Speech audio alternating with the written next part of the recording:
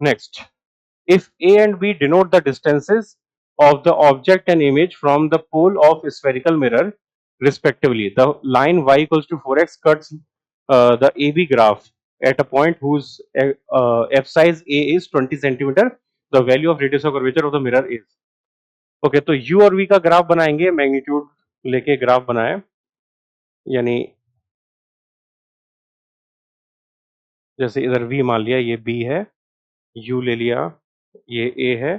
तो हाइपरबोलिक इनका ग्राफ बनता है और ये स्ट्रेट लाइन दी है जो y इक्वल्स टू 4x है और उसमें ये एफ साइज दिया यानी ये a की वैल्यू दी है, a की वैल्यू यानी u की वैल्यू, तो u की वैल्यू है माइनस के 20 सेंटीमीटर और यही बेसिकली x की वैल्यू भी है और x की वैल्यू ये है तो हम y निकाल सकते हैं,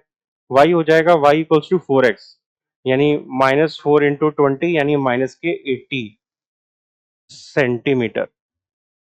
और ये y जो आएगा ये वैल्यू हो जाएगी b की यानी v की। तो हमें u पता है, v पता है, रेडियस ऑफ कर्वेचर निकालना है तो मिरर फॉर्मूला लगा देते हैं। तो मिरर फॉर्मूले से 1/f 1/v प्लस 1/u,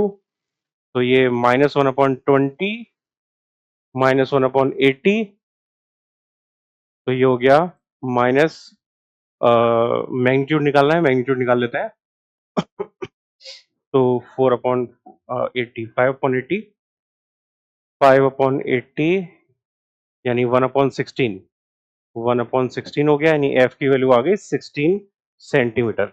लेकिन हमें बताना क्या है, रेडियस ऑफ कर्वेचर बताना है, तो रेडियस ऑफ कर्वेचर होगा 2 गुना, तो रेडियस ऑफ कर्वेचर का आ जाएगा मैग्नीट्यूड 32 सेंटीमीटर, ए ऑप्शन।